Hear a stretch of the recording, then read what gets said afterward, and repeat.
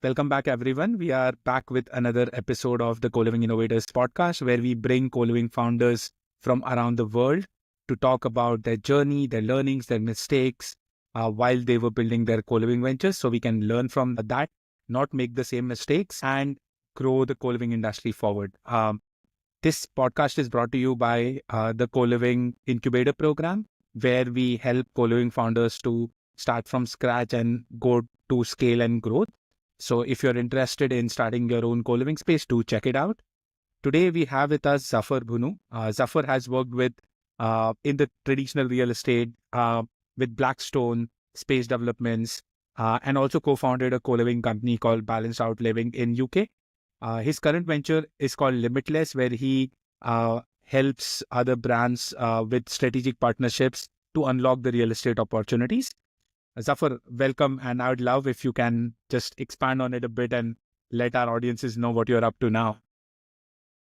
Mayank, first of all, thank you so much for the introduction, and thank you for inviting me onto the podcast. It's been something I've listened to over many, many years, and it's been a real service that you guys are providing to the broader industry. So pleasure to be here. So just a bit of context and background, I've been in the industry now, in the real estate industry in the UK, for just under 20 years. And the first half of that I've spent as an employee working for companies like M3 Consulting and Blackstone, as you mentioned. So what I did at M3 Consulting was really understanding the sort of key elements of how to assess real estate as a development manager. So what are the key elements? What are the right uses? What's the right strategy, planning, development, and so on and so forth. And at Blackstone, I was a development manager and asset manager, which was a really exciting time for me because I had a large portfolio across London and Europe, across lots of different asset classes. So traditional housing, commercial warehouses, all sorts of different multi-tenured office blocks and various other elements. And so it was from that time that I felt there's an interesting opportunity emerging in residential real estate. And one of the triggers for me was, I remember when I was in my early stages of my, employed career, should we say, I had some young graduates and young associates that would work for me. And they came from different parts of the country, and they had, done really well at university or first jobs, and they were working under me, and we were working on fantastic projects together. But what was challenging is they had a hard time finding a place to live in London. Now, they might have been alone or they might have been in a relationship, but they really struggled to find a place that was safe, sensible, well-managed, and that they could feel comfortable being in. And I lost, I would say, probably a handful of young employees who struggled to find a place in London that was actually a place that they could feel comfortable in. Yeah, some of them ended up in house shares that weren't very well managed, that weren't very well run, not particularly clean, and therefore, paying too much for rent and no real good value proposition. And they felt that was impacting their way of life and they had a better way of life in the more rural parts of the UK. And a lot of them went back to what they called home. So it struck me that something needed to be done about this. I took for granted the fact that I had been born and raised, I was born and raised in London.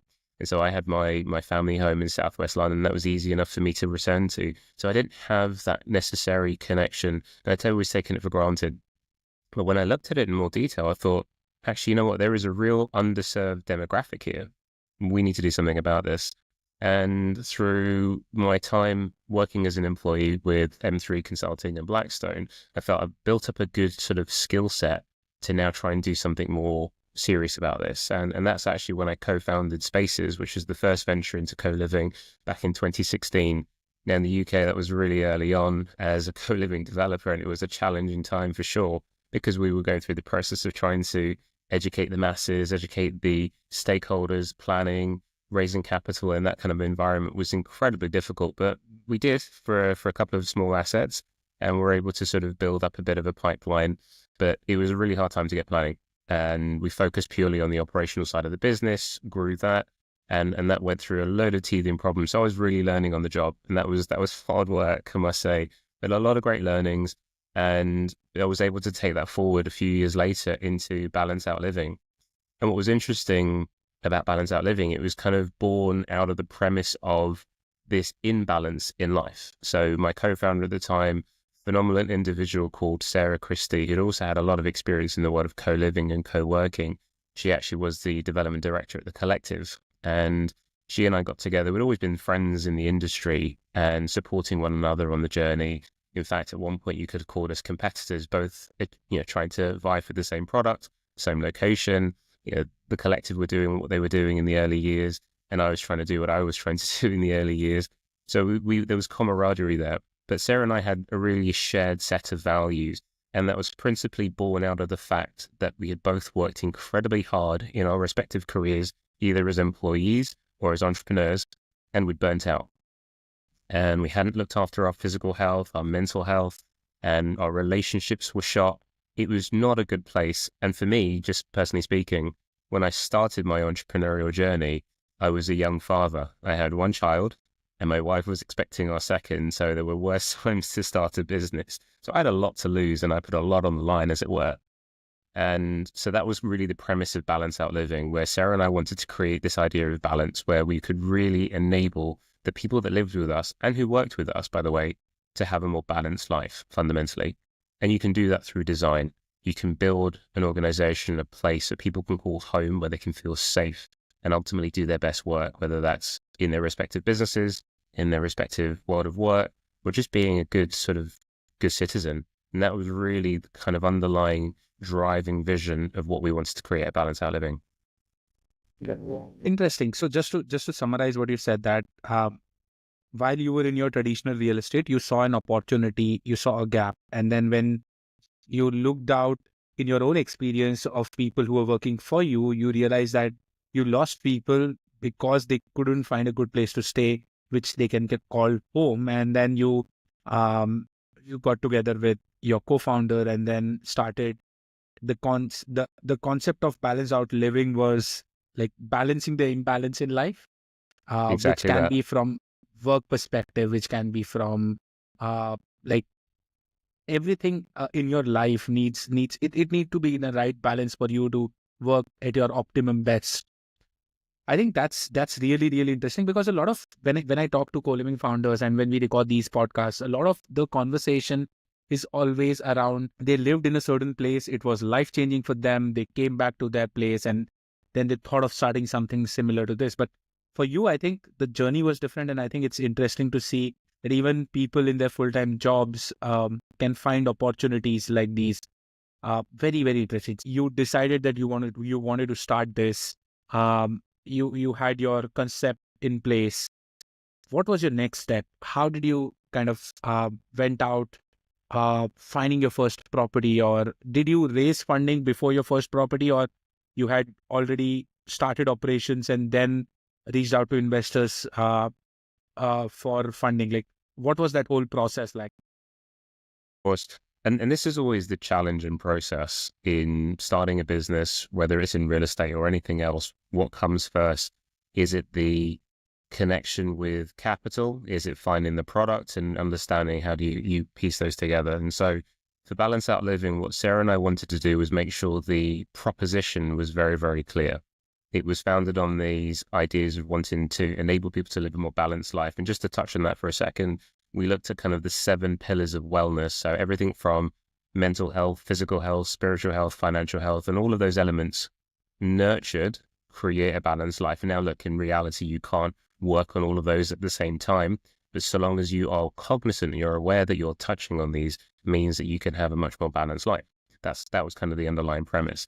And the timing of this of Balance Outliving was actually just before COVID started. And so we grew the business on Zoom. It was a challenging time, but we had a clear idea of what we wanted to do. And so it was a balance between trying to find sites, and which was difficult to do in a virtual world, and also trying to raise capital, which is also challenging in a virtual world. But to some degree, there was almost a captive audience. So those that were interested in what we had to say, whether it's from acquisitions of sites or whether it was actually from raising capital, we were able to sort of corner the investors. The difficulty was obviously being able to meet people in person and then be able to present them the proposition in a much more clear and succinct way. But we got a very good sort of level of proficiency with Zoom meetings and getting things done. And in the first year, we managed to get commitments of around £100 million which is across debt and equity to acquire sites. And we did that simultaneously. And we had identified about 3 different opportunities in London that we could acquire. But again, the transactional process of acquiring these sites was moving very, very slowly because, again, we were in a virtual world and it was difficult to get out to those sites and actually meet and then instruct valuers and doing the usual process of acquisition, which I think, if I'm really honest, played to our advantage because we could then manage the capital raising with the asset acquisition piece and do them simultaneously. And so there came a point about 9 months into the journey where Sarah and I had got to a point where we had capital commitments, we had opportunity to acquire the sites, but we also then felt what are the things that we enjoy the most? We enjoy the strategy, we enjoy the acquisition side of things. The capital raising was difficult, and I think that was exacerbated by the fact it was in COVID. And so we thought there's got to be an easier way of doing this. And we felt that we had, at this moment in time, a window of opportunity. We had a really unique and cool proposition because we've identified a need, we've come up with a nice idea, we've got a little bit of a brand around what we wanted to do, and we felt that we needed a single strategic investor that could buy into the vision and really help us grow. Otherwise, we'd be managing multiple different stakeholders, multiple different capital partners, some of whom might have different sort of requirements, and then you're constantly in a capital management role. And neither of us wanted to do that at that stage. And so we were able to identify that, took a step back, and then sought some strategic counsel. And were introduced to a few key investors, and one of whom was Oaktree Capital. And when Oaktree saw what we were doing, they understood the concept, they understood the need, they understood the positioning of the proposition, and they really loved what we wanted to do. And within a relatively short space of time, we had an agreement with them for an investment. And that investment was a programmatic platform investment, which was everything that we could have asked for at that moment in time, which enabled us to grow the business from an operational standpoint. And when I mean operational standpoint, I mean building the development team who could help us with the acquisitions and the planning and the design. We weren't in operations per se. We didn't have a built asset. We were buying development sites. So we wanted to be a developer first and foremost, because that's what we knew, and that's how we could create value for the investors. But more importantly, it enabled us to create the products that we would want to then operate that would meet the brand standards or the values of Balance Outliving.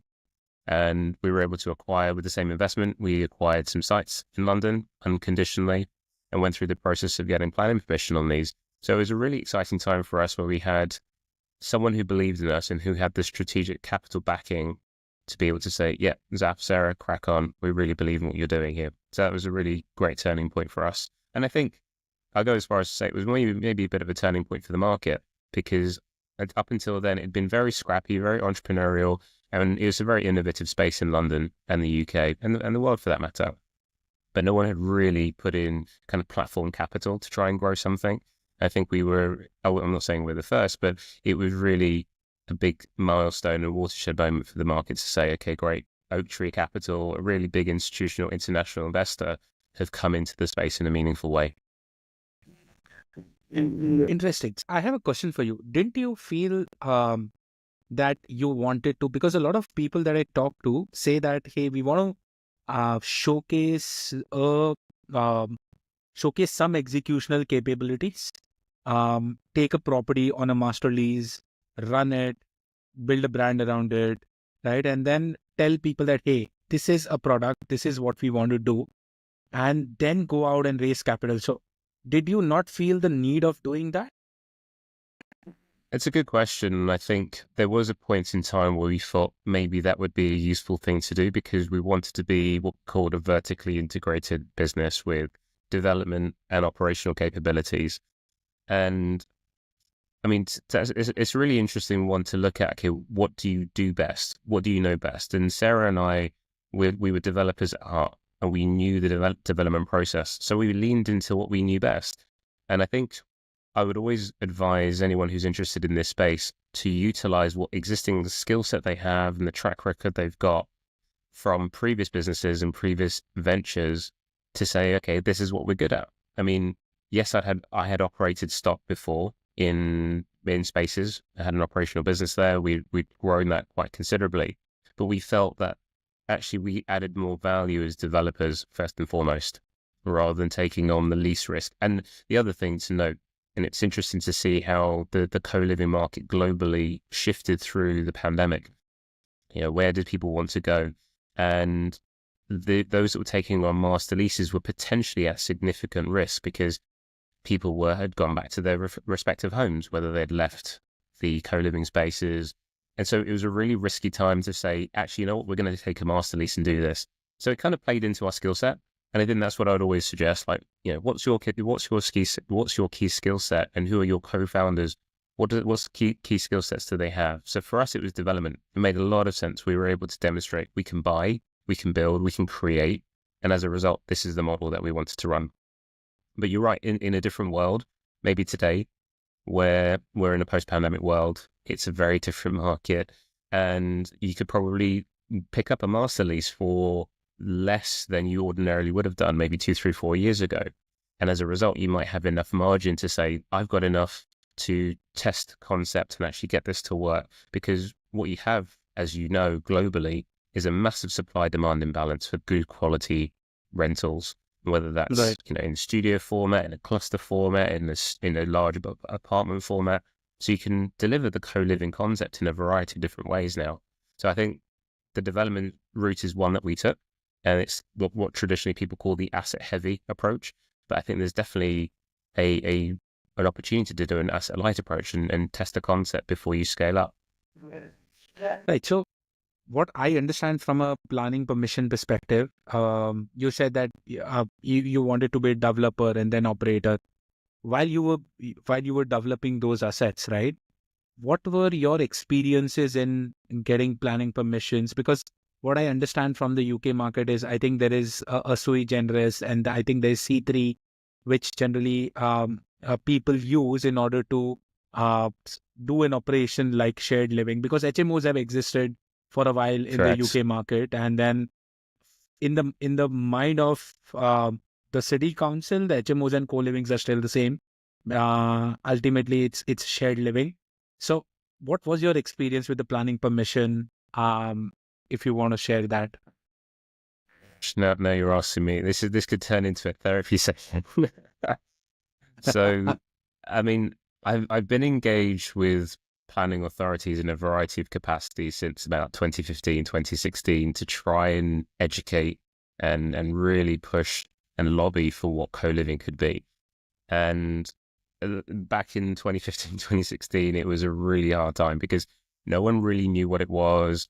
Is it student accommodation? Is it C3? Is it hotel? It didn't really fit into anything. And by its definition, I'm sure you and your listeners know that Sui Generis effectively means a non-use class. It kind of just, it's a catch-all for something that doesn't have a specific C3 or different use class. So it's a bizarre thing. But over the years, I'll save the painful stories. But over the years, the market has started to understand, okay, there is something here, there's something of use. And that's been an output from different developers like the Collective, for example, who've been quite creative in the planning process, whether that's getting student accommodation and then changing certain elements over a period of time. Because once you've got something in operation, it's probably slightly easier to do that, and you can move things along. Or getting C1, which is classically a hotel type consent, and then agreeing with the local authority that I can have an extension of stay.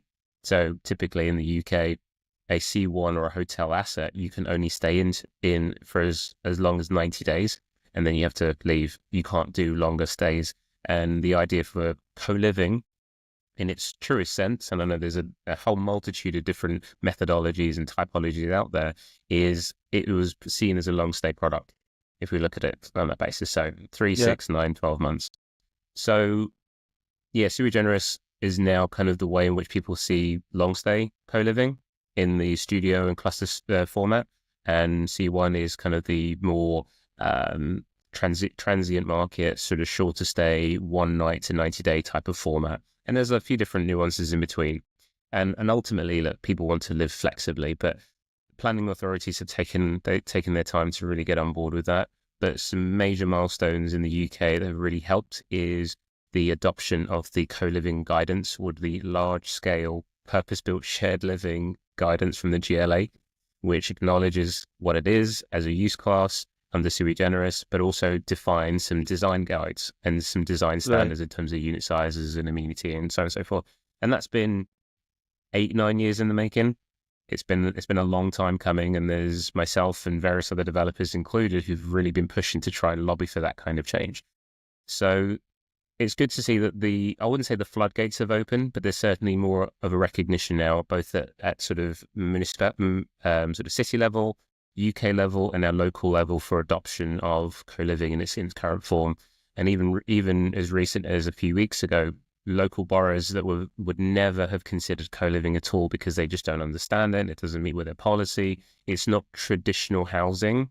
Have always said no. They've started to consent and grant consents for co-living. So it's really good to see that it's happening. But again, it's a self-fulfilling prophecy, in my opinion, because if you deliver something, you say to the council, we are going to build good quality housing under this format, then you need to demonstrate that as a developer operator. If you then operate it in a way that is poorly managed, then you're not helping yourself and you're not helping the rest of the market. So we're still in this really nascent, to use a term, time where a lot of people are very critical of what co-living is and really keen to see how it operates and how it behaves and how the product evolves.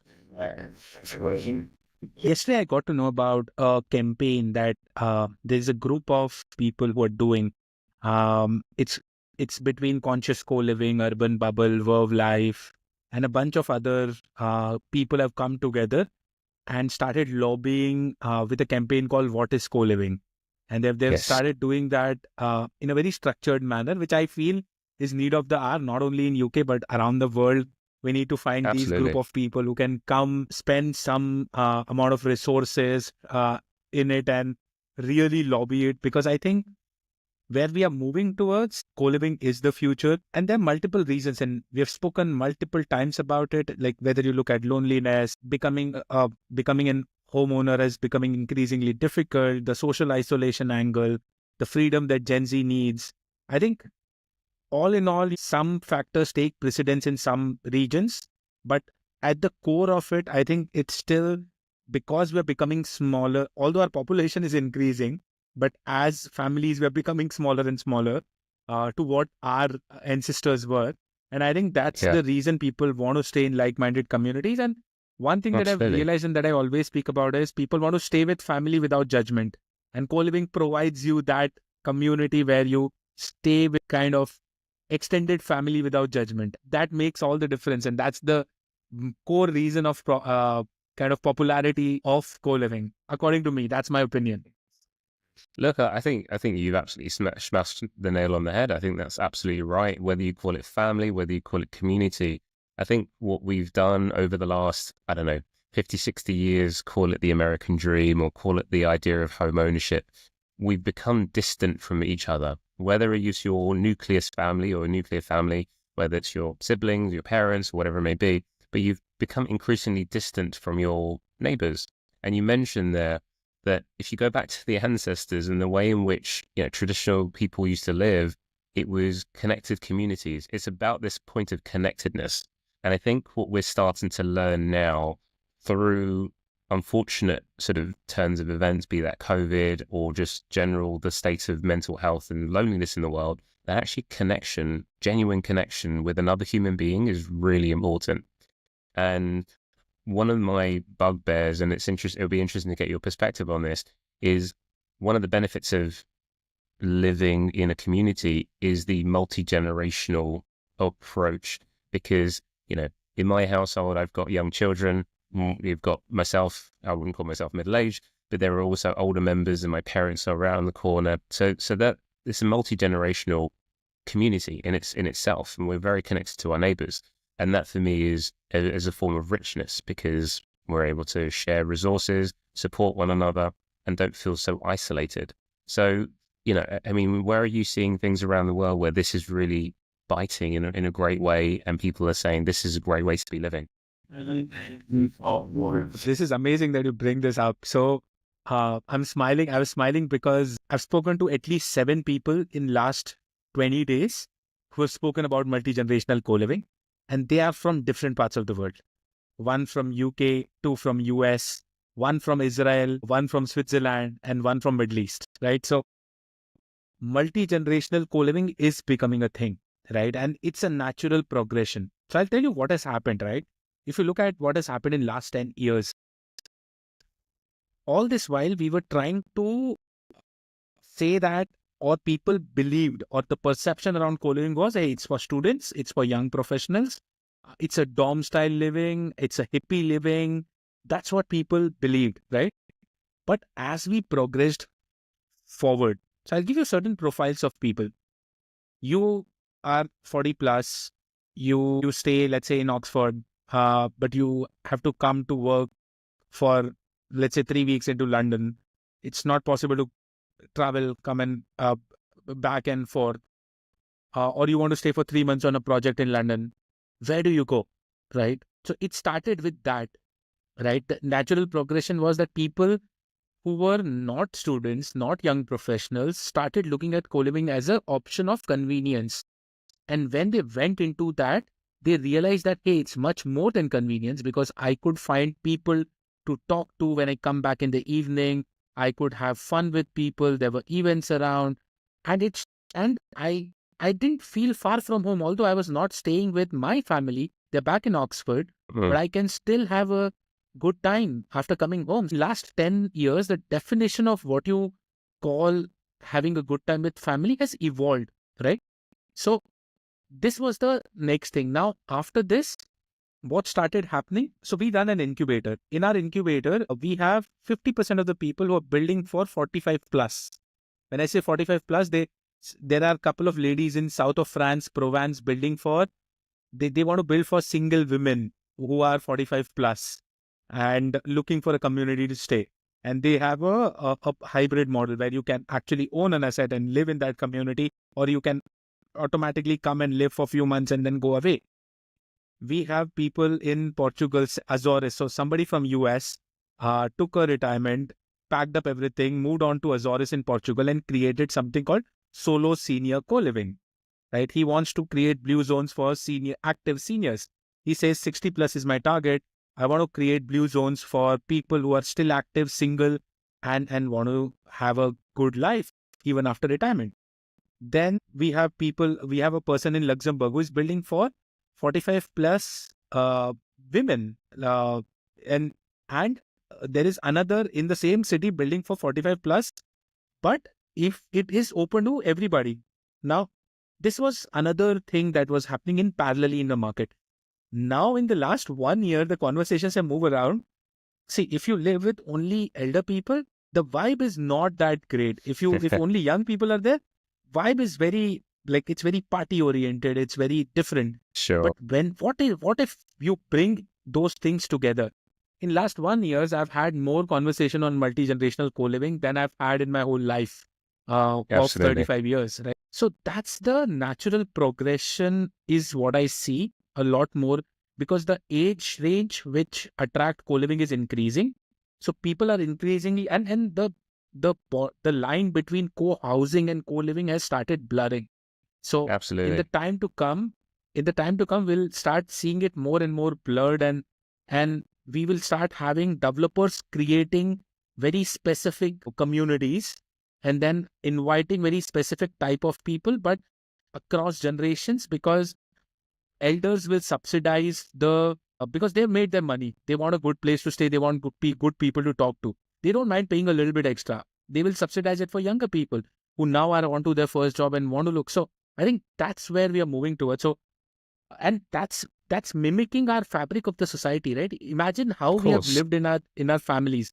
Like if you live in joint family, I've lived in a joint family all my life. So I was always subsidized by my elders. It says, right, it's always take a village to raise a child. Absolutely.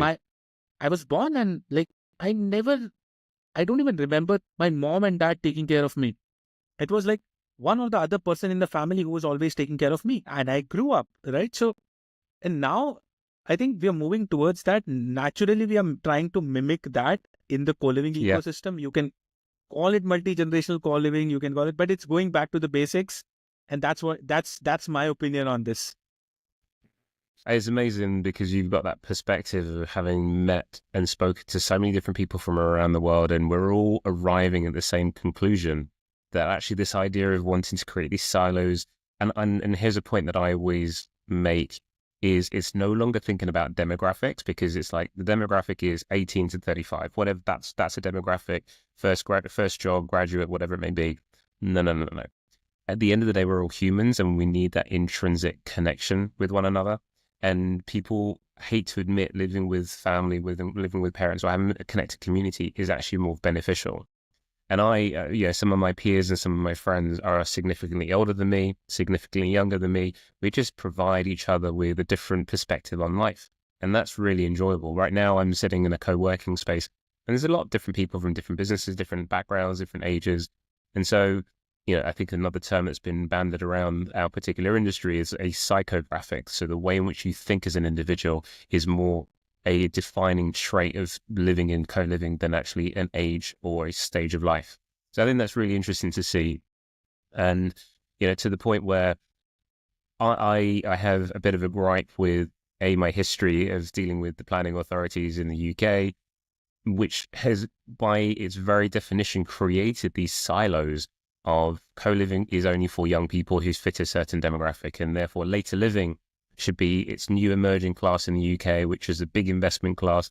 And I understand that there's a bit of a challenge, there's a bit of a dichotomy here, because investors, traditional institutional investors, want to understand, I'm investing in co-living, I'm investing in build to rent, I'm investing in later living, and they can't invest in any of this. But the reality is, if you're investing in living, then no matter who's living there, whether it's a student, whether it's a retiree or an octogenarian, it doesn't matter.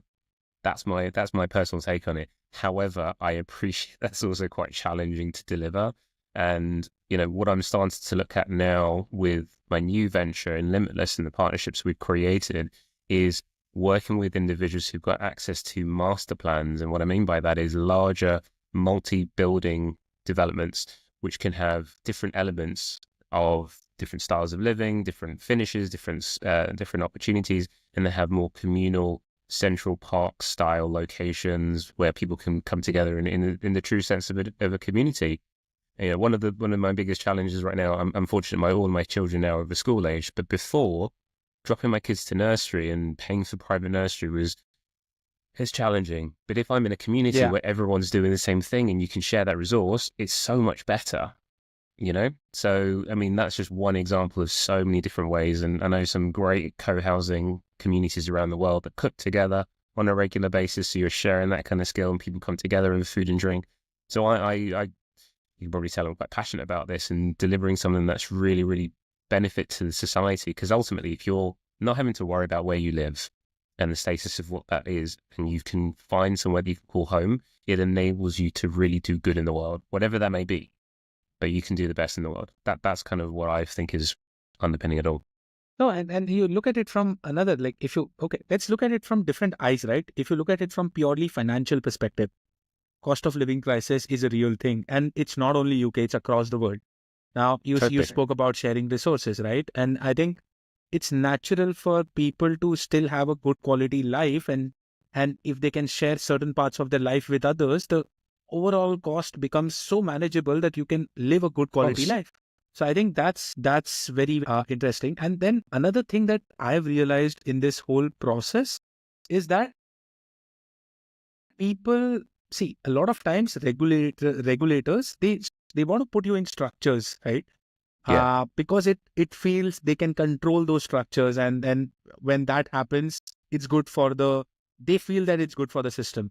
And that's why across the world, the regulations, the planning permission, so everybody is struggling with the city councils, right? It's our elected representatives sitting there, and still they're one of us, but still it's very difficult to make them understand what we are seeing and how we are seeing. And I think lobbying and talking about this, and I think the conversations like this, when reaches the right ears, can make a lot of difference. So it's a little bit slow moving thing, but I still feel that we need to do whatever we can in our individual capacities or as a collective group in order to push the overall co-living ecosystem forward, because I think that's the way people will live and live happily. I recently wrote a book along with a psychologist on mental health and co-living. It's there on the website at Art of Co. And it was so revealing for me from a psychologist perspective on how shared living and co-living can actually impact the mental status of people who are living there, right? And that's real. So I think more and more I keep talking to people, I keep getting involved in projects, I keep talking to new people, get new perspectives. I think we are all coming from different sides, but we are ideally the core of it still remains the same. And I think that's where we are moving towards as a co-living industry.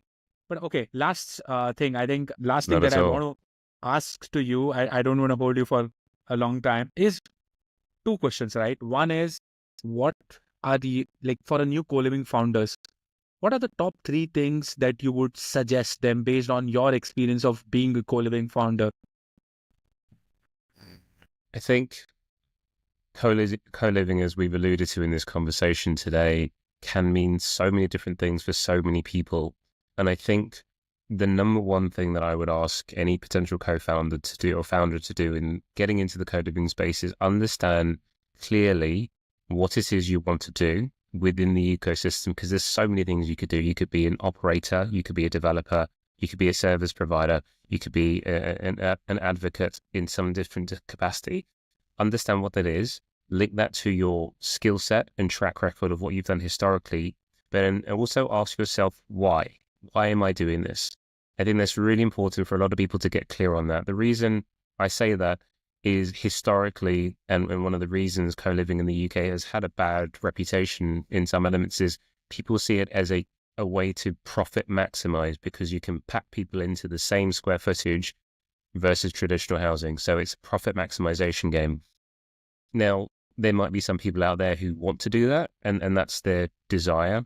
But for a lot of people who are, dare I say, pure in their intentions for co-living, have a much more socially conscious why and driving factor. So get really clear on that. The closer you are to the clarity of that particular why, the more likely that is to emerge in what you're doing when you're presenting your proposition to the market, be that raising capital, going to get an asset, or whatever it may be. So be really clear on those things. And then I think the other point is, there are so many moving parts to the co-living ecosystem, whether that's operations, service provision, managing tenants, or whatever it may be. Understand where your challenges are or the lack of skills that you have. I don't have all the skills to run a full co-living ecosystem. And so I need to partner with the right people, best in class, and understand what they bring to the table, because 1 + 1 in the right formula can equal 3 or 5. So find out what it is that you don't do very well and find someone who can supplement that. And that can be done through consultancy. That can be done through, some sort of service provision. Ideally, if you want to, it's a co-foundership, because that's when you really get alignment of values and interest. Amazing. And last thing, right? I always ask this to people because mistakes help us learn a lot.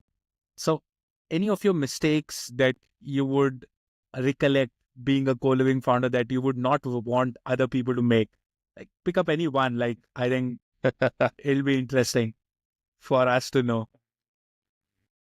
I'll give you one painful but very, very valuable mistake.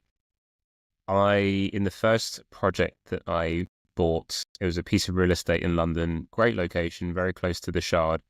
I know those around the world will know where the Shard is. It's a great central location. We bought that asset with a mixture of private capital that we'd raised from individual investors and also bank finance. And we'd got a large piece of debt on the land. Now, what I had done in wanting to do the deal was I gave anything away. Whatever the bank asked for, I gave. And that included a personal guarantee. Now, naively, I didn't fully understand what a personal guarantee was. So my advice would be, don't give a personal guarantee if you can, because what happened, unfortunately, in that particular instance is we didn't get planning permission. We weren't able to get the project up and running. This was back in 2016. And so as a result of that, the loan that we had with the bank timed out, and they came after me personally for my guarantee. And what that meant was everything that I owned, including my house and all of my personal assets, were on the line. So don't do that. That was a massive mistake. You can structure deals from an acquisition point of view if you do, taking an asset-heavy approach and buying the underlying real estate, which are more creative and certainly protect you. And I know that a lot of people, especially in the co-living ecosystem, we're all innovators, we're all entrepreneurs at heart. We need to do things and take risks, but take measured risks. Don't do something like that, because I nearly lost everything. And I'm grateful, to the universe, to God. I didn't, but it was very close. It was very touch and go back in 2017. Oh, that's a huge, huge learning. And I think thanks a lot for taking our time and talking to us today. I think it was wonderful to learn a lot. I learned a lot from your journey, and I think everybody who listens to this will do. I'll put your links in the description, so anybody who wants to reach out to you can reach out to you directly, pick your brains, even partner with you. I think that'll be Absolutely. great. So thanks a lot, and I think a year from now, let's do another episode on your learnings further in the industry as you're now in your new role, and I think it'll be very interesting to learn from that. But thanks for taking our time and coming and talking to me today. Thank you so much for your time today. It's been a really great conversation. I've enjoyed it thoroughly. Thank you very much. Thank you.